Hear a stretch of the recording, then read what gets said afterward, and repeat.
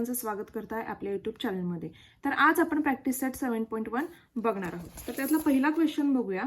Write the following statements using the symbol of variations. आता हे जे स्टेटमेंट दिले आहेत त्याच्यामध्ये व्हेरिएशनचे सिम्बॉल यूज करायचे आहेत. ठीक आहे, तर बघा त्यातला पहिला, circumference C of a circle is directly proportional to its radius R.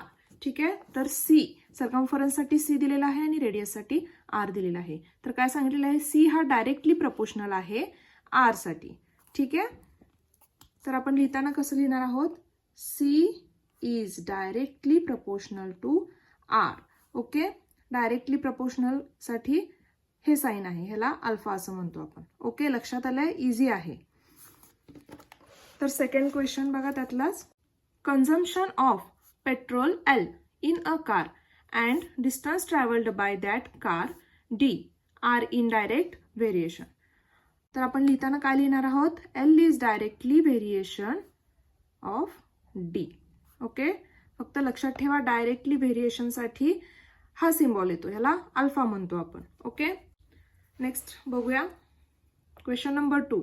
Complete the following table considering that the cost of apples and their numbers are is directly variation.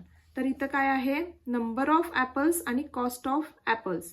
तर इथं काय सांगितलं आहे, cost of apples and their numbers are directly variation. ठीक आहे, तर इथं number of ॲपल्ससाठी x दिलेला आहे आणि कॉस्ट ऑफ ॲपल्ससाठी वाय दिलेला आहे. तर इथं त्यांनी क्लिअरली आपल्याला सांगितलं डायरेक्ट एकमेकाला व्हॅरी आहे. तर आपण काय लिहू शकतो, आता इथं त्यांनी सांगितलंयच म्हटल्यानंतर x is directly vary with y. Okay, बघा x is equal to K into Y. हे काय आहे, यातला के जो आहे, के इज कॉन्स्टंट. के हा कॉन्स्टंट आहे, कॉन्स्टंट ऑफ व्हेरिएशन. ओके, यातला के आहे तो कॉन्स्टंट आहे. तर इथं आपल्याला आता बघा नंबर दिलेले आहेत आणि कॉस्ट दिलेला आहे. नंबरसाठी एक्स वापरलाय, कॉस्टसाठी वाय वापरलेला आहे. तर आपण ह्याच्यामध्ये व्हॅल्यू पुट करूया. आता एक्स साठी इथं आपण लिहून घेऊया, when x is equal to 1. Okay, and Y is equal to 8 is given. हे दिलेलं आहे आपल्याला, ह्या टेबलमध्ये आपल्याला दिलेलं आहे. आता therefore X is equal to K into Y, याच्यामध्ये व्हॅल्यू पुट करूया. एक्स 1 आहे, के कॉन्स्टंट आहे, इंटू 8. आता 8 इकडे आल्यानंतर काय होईल, 1/8 होईल. ठीक आहे, मल्टिप्लाय इकडे आल्यावर डिवाइड होणार आहे, इज इक्वल टू के. तर इथं आपल्याला के ची व्हॅल्यू मिळालेली आहे 1/8. ओके, तर आपल्याला के ची व्हॅल्यू 1/8 मिळाली होती. मग आपलं इक्वेशन काय होतं, X is equal to K into Y. बरोबर, तर ती व्हॅल्यू आता के ची व्हॅल्यू 1/8 आपण ह्याच्यामध्ये पुट करूया. X is equal to 1/8 into Y. हे आपल्याला इक्वेशन ऑफ व्हेरिएशन मिळालेलं आहे. ठीक आहे, बघा आता सेकंड जो आहे, इथं आपल्याला नंबर्स ऑफ ॲपल 4 आणि त्याची कॉस्ट 32 दिलेली आहे. दुसरा जो टेबलमधला दुसरा कॉलम आहे तो आपल्याला इथं सॉल्व्ह केलेला आहे. आता तिसरा कॉलम सॉल्व्ह करूया. ठीक आहे, तर इथं आपल्याला काय काढायचं आहे, नंबर ऑफ ॲपल्स काढायचे आहेत. त्याची कॉस्ट 56 ऑलरेडी दिलेली आहे. तर बघा, व्हेन कॉस्टसाठी आपण वाय वापरणार आहोत, वाय इज इक्वल टू 56. ठीक आहे, therefore equation of variation x is equal to, हे आहे इक्वेशन ऑफ व्हेरिएशन. ठीक आहे, 1/8 इंटू वाय. आता वायच्या जागी ही व्हॅल्यू पुट करूया, वायची 1/8 इंटू 56. काय येईल बघा, 1 7 जा 56. तर X, therefore X is equal to 7. आपल्याला एक्सची व्हॅल्यू इथं मिळालेली आहे. ठीक आहे, थर्ड बघूया, when x is equal to 12. Number of ॲपलसाठी आपण एक्स वापरलेला आहे. ठीक आहे, तर आपल्याला इथं y काढायचं आहे आता. तर इक्वेशन ऑफ व्हेरिएशन काय आहे? Equation of variation is x is equal to 1/8 into y आहे. तर इथं x आपल्याला इथं पुट करायचं आहे xच्या जागी 1/8 इंटू y. ठीक आहे, इकडं आता 8 गेल्यानंतर काय होईल? डिवाइड आहे तर इकडं मल्टिप्लाय होईल. 12 इंटू 8 होईल. y is equal to y. ठीक आहे, तर y ची व्हॅल्यू काय येईल? 12 इंटू 8 96. तर आपल्याला y ची व्हॅल्यू मिळालेली आहे. आता फोर्थ जो आहे तो बघूया. इथं आता दिलेलं कॉस्ट दिलेली आहे, तर कॉस्टसाठी y वापरणार आहोत आपण. सॉरी, तर लिहा when y is equal to 160. ठीक आहे, 160 दिलेलं आहे, तर आपल्याला आता x काढायचं आहे. इक्वेशन ऑफ व्हेरिएशन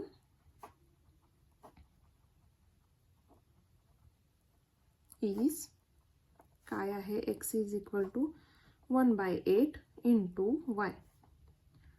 तर x काढायचं आहे. x is equal to 1/8 into 160. ठीक आहे, 8 1 जा 8, 8 2 जा 16 आणि हा 0 आहे असा.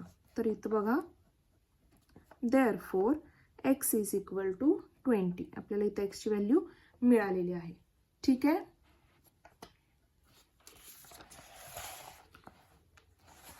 तर आता इथं बघा, आपल्याला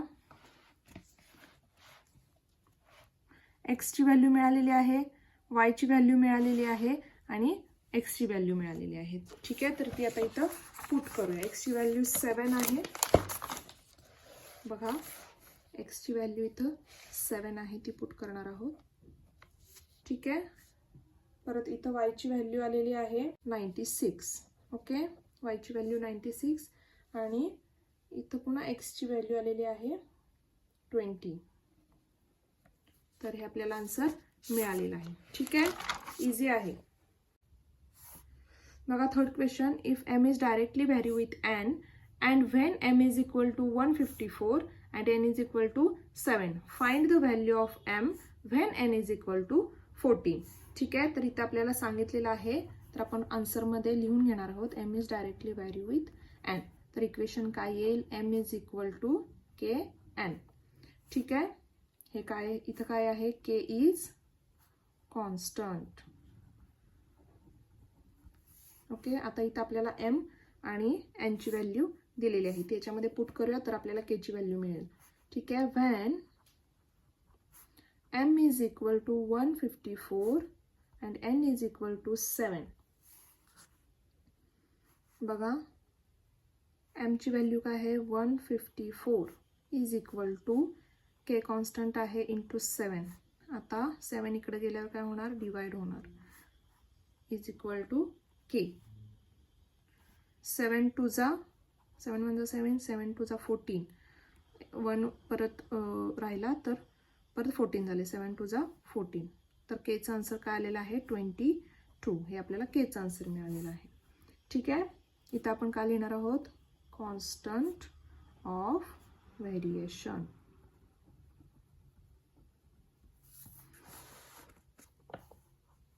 नेक्स्ट बघा, आता काय केलेलं आहे? इथं m ची व्हॅल्यू काढायला सांगितली आपल्याला आणि n ची तर दिलेली आहे. तर आपलं आधी इथं k ची व्हॅल्यू इथं पुट करूया. काय होतं आपलं equation? m is equal to kn. m is equal to k ची व्हॅल्यू आहे 22 इंटू n. ओके, हे झालं इक्वेशन ऑफ व्हेरिएशन. बघा, आता इथं दिलेलं आहे आपल्याला when n is equal to 14. आता जेव्हा n 14 आहे तेव्हा काय होणार आहे? बघा, m काढायचं आहे आपल्याला. 22 इंटू 14 इथं पुट केले आपण. Is equal to m is equal to किती आलं? 308. ओके, लक्षात आलं? Therefore the value of m is 308. Okay, बघा, fourth question. If n if n varies directly as m. Complete the following table. आता इथं सांगितलेलं आहे n इज डायरेक्टली व्हेरी आहे m शी. ठीक आहे, m अँड n. तर फॉलोइंग टेबल आपल्याला कम्प्लीट करायचं आहे. तर बघा इथं ऑलरेडी सांगितलं आहे n is directly vary with m. ठीक आहे, तर आपला फॉर्म्युला काय आहे किंवा आपलं इक्वेशन काय आहे, n is equal to km. इथं k काय आहे, कॉन्स्टंट आहे. k is constant. ठीक आहे, आता बघा व्हेन इथं काय आहे, m3 आहे आणि n 12 आहे. When m is equal to 3 and n is equal to 12. तर व्हॅल्यू पुट करूया. n is equal to km. आता n ची व्हॅल्यू आहे 12 इज इक्वल टू k आहे असं राहील इंटू 3. ठीक आहे, आता 3 मल्टिप्लाय आहे इकडे गेल्यावर डिवाइड होणार. 12 divided by 3 is equal to k. 3 4 जा 12. तर k ची व्हॅल्यू आपल्याला इथं मिळालेली आहे. तर ही व्हॅल्यू इक्वेशनमध्ये पुट करायची आहे. ठीक आहे, n is equal to km. तर n is equal to k ची व्हॅल्यू आलेली आहे 4m. ओके, हे आपल्याला मिळालेलं आहे. ह्याला आपण म्हणणार आहोत इक्वेशन ऑफ व्हेरिएशन. आता बघा इक्वेशन ऑफ व्हेरिएशन आपल्याला मिळालेले आहेत, तर त्यानुसार हे टेबल आपल्याला कंप्लीट करायचे आहे. ठीक आहे, तर आता इथे आपल्याला m ची व्हॅल्यू दिलेली आहे, ती ह्या इक्वेशन ऑफ व्हेरिएशनमध्ये टाकूया आणि n ची व्हॅल्यू काढूया. ठीक आहे, तर आपण फर्स्ट नंबर घेऊया.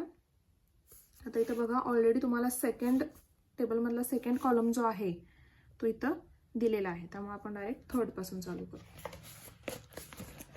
ठीक आहे, बघा व्हेन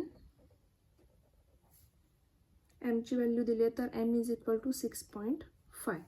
देन इक्वेशन आपलं काय आहे, n is equal to 4m. n is equal to 4 into 6.5. ठीक आहे,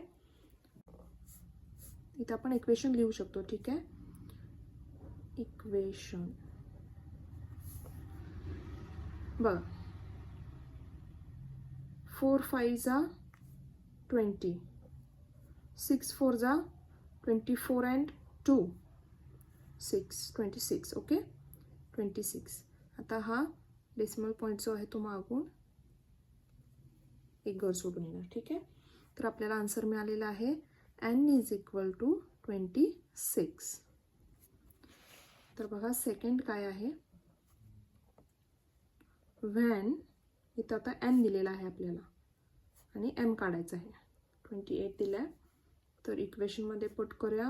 n is equal to 4m equation आहे.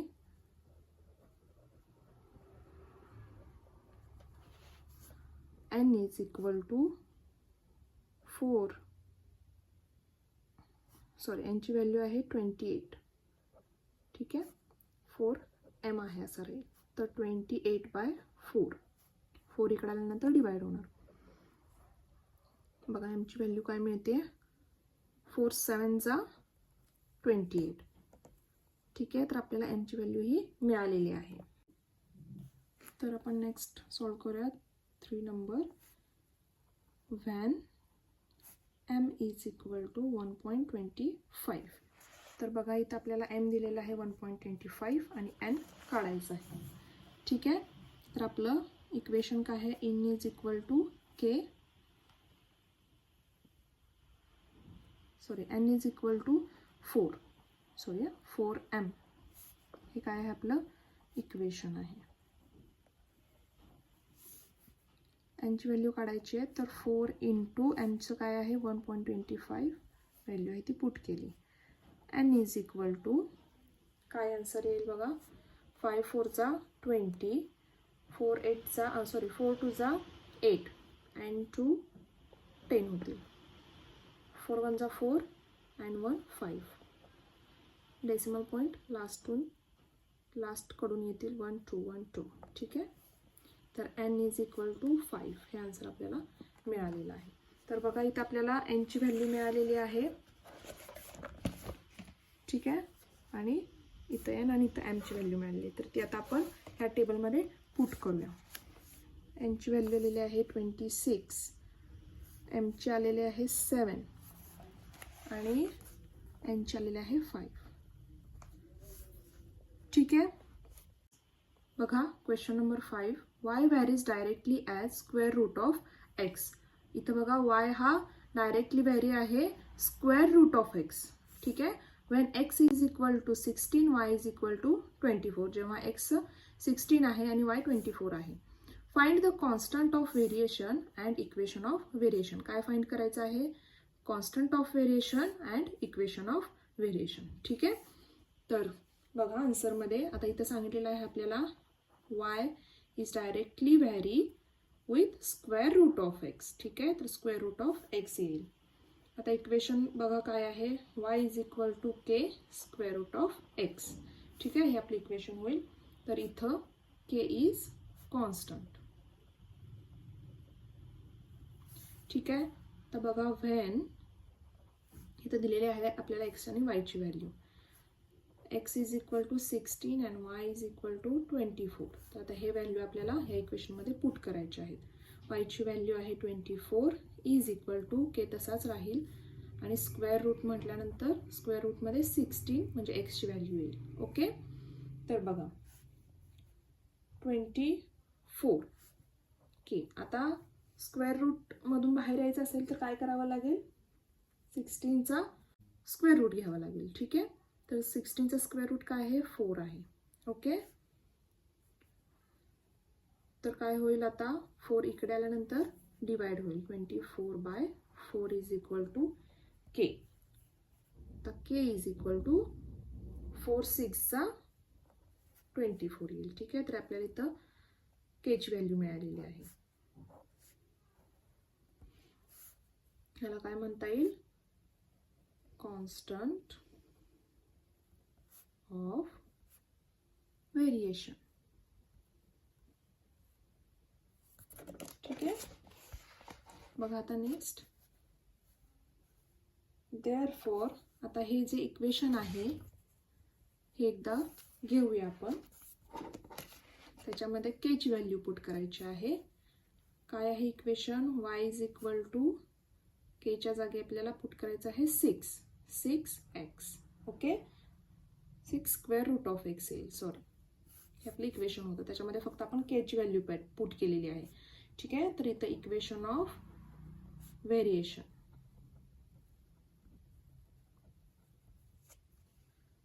ठीक आहे. तर बघा आपल्याला इथं कॉन्स्टंट ऑफ व्हेरिएशन मिळालेलं आहे आणि इक्वेशन ऑफ व्हेरिएशन मिळालेलं आहे. जे आपल्याला हवं होतं ते आपल्याला मिळालेलं आहे. तर आपण डायरेक्ट फायनल आन्सर काय लिहिणार आहोत? The constant of variation is काय आहे? 6 and equation of variation is 6 square root of x. ठीक आहे. हे आपल्याला मिळालेलं आहे इक्वेशन ऑफ व्हेरिएशन. लक्षात आलं? नेक्स्ट बघा. The total remuneration paid to labourers employed to harvest soybean is in direct variation with the number of labourers. ठीक आहे. If remuneration of 4 labourers is ₹1000, find the remuneration of 17 labourers. ठीक आहे. तर इथं रिम्युनरेशन म्हणजे काय आहे? तर पेमेंट जे आता इथं हार्वेस्ट सोयाबीनचं जे पेमेंट आहे त्याला इथं त्यांनी काय म्हणलेलं आहे? रिम्युनरेशन असं म्हणलेले आहे. तर इथं बघा त्यांनी 4 लेबरर्सचं रिम्युनरेशन दिलेलं आहे ₹1000. ओके. तर आता इथं विचारले 17 लेबरर्सचं रिम्युनरेशन म्हणजेच पेमेंट किती असेल ते फाइंड करा असं सांगितलेलं आहे. ठीक आहे. तर आन्सरमध्ये बघा पहिला आपण लिहिणार आहोत लेट द रिम्युनरेशन डिनोटेड बाय, कशाने दाखवूया आपण? आर ने. Okay. And the number of laborers denoted by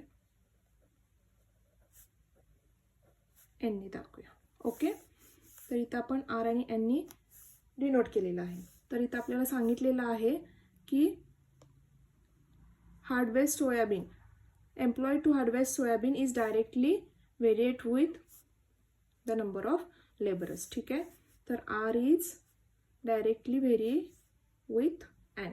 okay, तर आपलं इक्वेशन काय येईल, R is equal to K N.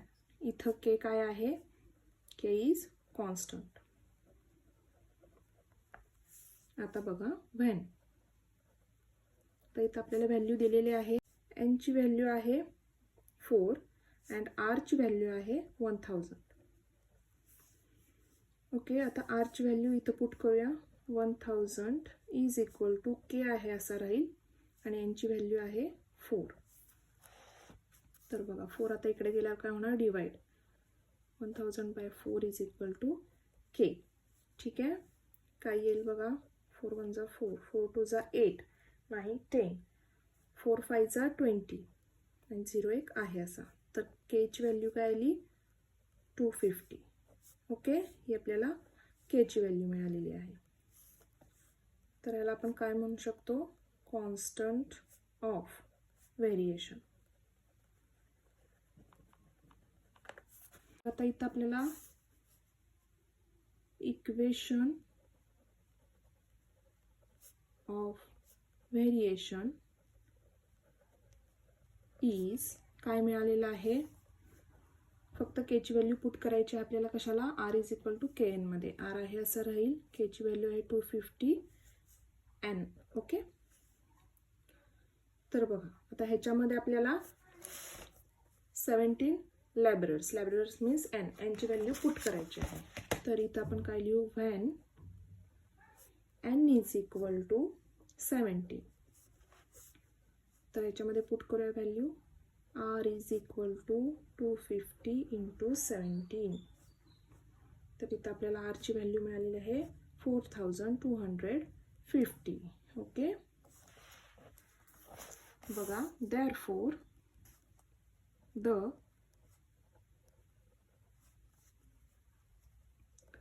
remuneration of 17 laborers is rupees किती आहे, 4250. ओके, तर हा आपला प्रॅक्टिस सेट 7.1 आपण बघितलेला आहे. आय थिंक सो तुम्हाला हा समजला असेल. मी खूप सोप्या पद्धतीने सांगण्याचा तुम्हाला प्रयत्न केलेला आहे. सो जर हा व्हिडिओ आवडला असेल तर व्हिडिओला नक्की लाईक करा, बेल आयकॉनवरही क्लिक करा, जेणेकरून नवनवीन व्हिडिओ तुमच्यापर्यंत इझीमध्ये पोहोचतील. आणि चॅनलला सबस्क्राईब करायला अजिबात विसरू नका. तर पुन्हा भेटू नवीन व्हिडिओमध्ये, तोपर्यंत बाय.